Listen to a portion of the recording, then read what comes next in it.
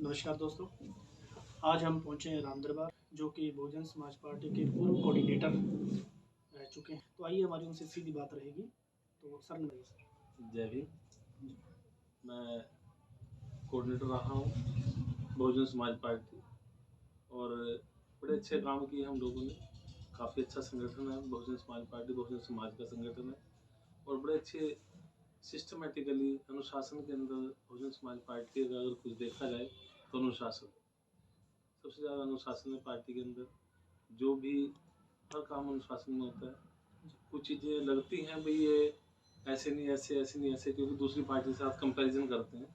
वो मनोवादी पार्टियाँ हैं, उनके पास साधन संपन्न है। हम लोग अभी साधन की थोड़ी हमारे पास कमी है, इसलिए शायद हम लोग ज़्यादा अच्छा काम नहीं कर पाते, अच्छा रिजल्ट नहीं दे पाते। क्योंकि जब टाइम आता है हमारा इलेक्शन का टाइम आता है तो हमारे लोगों को कहीं ना कहीं कमी नजर आती है और वो दूसरी तरफ वो चले जाते हैं। इसलिए हम लोग ज़्यादा अच्छा काम नहीं दिखा पा रहे।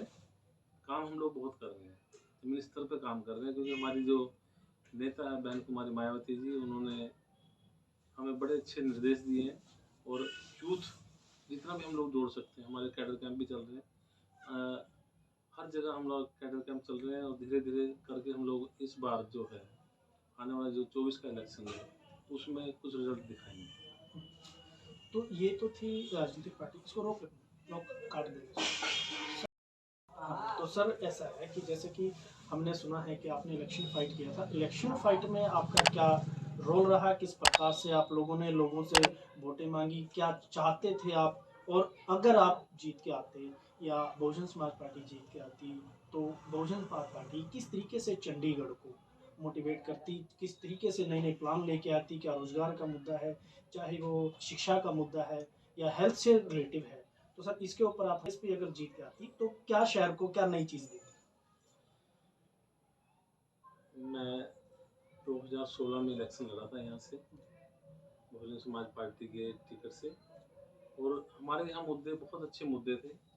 एक तो यहाँ जो राम दरबार, मैं राम दरबार से हूँ, वार्ड नंबर पहले 19 था, पहले 23 था, अब वार्ड नंबर 19 है। और यहाँ पर सबसे मेन जो बात थी गुंडागर्दी। गुंडागर्दी यहाँ इतनी थी बहुत ज़्यादा। उससे पहले हम लोग 2011 में यहाँ इलेक्शन जीते, जो जन्नत जहाँ यहाँ से इलेक्शन जीती थी बहुजन समाज पार्टी के टिकट से, और मैं उस टाइम वाइस चेयरमैन रहा इस वार्ड से। हमने बहुत काम किए यहाँ। जो दीप कॉम्प्लेक्स था, दीप कॉम्प्लेक्स के अंदर रोड, सीवरेज, इलेक्ट्रिसिटी का काम हमने किया।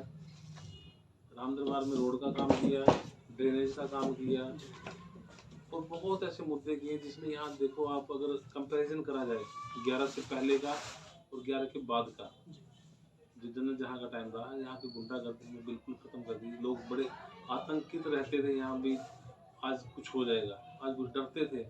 मैं जब स्कूल के अंदर गया एजुकेशन के लिए, जब हम गए तो वहाँ देखा टीचर हमें कहते थे, हमें तो ये लगता है कि हम किसी तरह से वापस घर चले जाएं। सुबह दुआ करके आते हैं परमात्मा से भी हम ठीक ठाक वापस आए। हमें ये भरोसा नहीं होता था कि हम स्कूल जाएंगे तो वहाँ से वापस ठीक आ जाएंगे। पर हमने उन्हें श्योरिटी दी और वहाँ पे जितने भी बदमाश लड़के थे उन्हें हमने कंट्रोल किया। स्कूल का बड़ा अच्छा रिजल्ट भी आया। हमने प्रिंसिपल चेंज करवाया उस टाइम और बड़ा अच्छा रिजल्ट आया।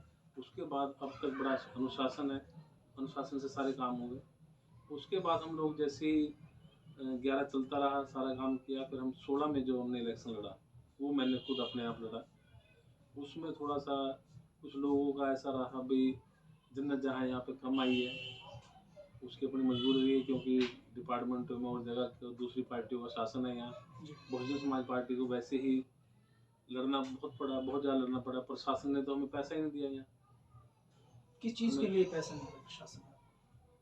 किसी भी डेवलपमेंट के लिए, जैसे दीप कॉम्प्लेक्स था यहाँ, कहते अनऑथराइज जगह है, पर हमने कहा मूलभूत सुविधाएं तो गवर्नमेंट का हक है, गवर्नमेंट को देना ही पानी पड़ेगा। बिजली जो कि संविधान के अकॉर्डिंग बात कर रहे हैं, तो पानी बिजली का तो एक सेंटर का मुद्दा है कि किसी भी कॉलोनी में, किसी भी गांव में तो पानी बिजली देनी पड़ेगी। तो उसके ऊपर आप लोगों ने काम किया, जो फंड आपने मांगा प्रशासन से। हाँ, प्रशासन से हमने मांगा पर प्रशासन ने हमें फंड नहीं दिया। पर हम जब गवर्नर के पास गए जन्नत जहाँ, और हम लोग जब गवर्नर के पास गए तो वहाँ पर जब गवर्नर से बात की हमने, तो गवर्नर कहता है वो तो अनऑथराइज जगह है, अनऑथराइज कॉलोनी है, वहाँ तो हम दे नहीं सकते। पर जन्नत जहाँ ने जोड़ के काम किया, लड़ाई लड़ी।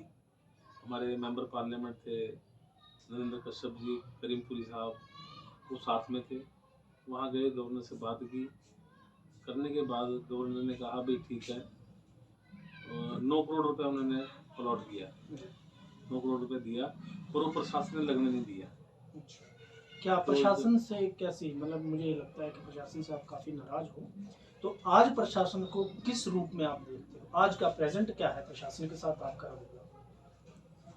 प्रेजेंट में तो अभी हमारा इतना नहीं है, पर हम ये चाहते हैं कि प्रशासन जो है, देखो राम दरबार का हाल देखिए आप, आज की डेट में जो राम दरबार पहले था उससे बहुत ज़्यादा गंदा इतना है, हर जगह रोड टूटे हुए हैं, गंद बहुत ज़्यादा, सफाई का कोई वो सिस्टम नहीं है, इलेक्ट्रिसिटी का कुछ नहीं है, पार्कों की हालत देखो आप, बहुत बुरी हालत है, बहुत गंद पड़ा है। हम बार बार जो हमारे यहाँ के काउंसलर है उसे फ़ोन करते हैं कि ये काम हाँ सर हो जाएगा, पर नहीं होता, पता नहीं उसकी सुनते नहीं है, वो जानती नहीं कुछ। नाम पार्षद, यहाँ जो पार्षद है वो किस पार्टी से हैं, क्या नाम है? हाँ, जो यहाँ की पार्षद है वो नेहा मुसावर है, और आम आदमी पार्टी से पार्षद है, न्यू उम्र की है, उन्हें शायद नॉलेज नहीं है, पर काम जितना भी कर रही है, काम तो ऐसा कुछ हुआ नहीं है यहाँ पे, 1 साल हो चुका इसका। तो हम इस बात को ऐसे भी सोच सकते हैं कि जैसे आपकी काउंसलर जो जन्नत जहाँ यहाँ थी, कि उनके लिए भी प्रशासन ने किसी प्रकार की कोई मदद नहीं की, कोई फंड की मदद नहीं की,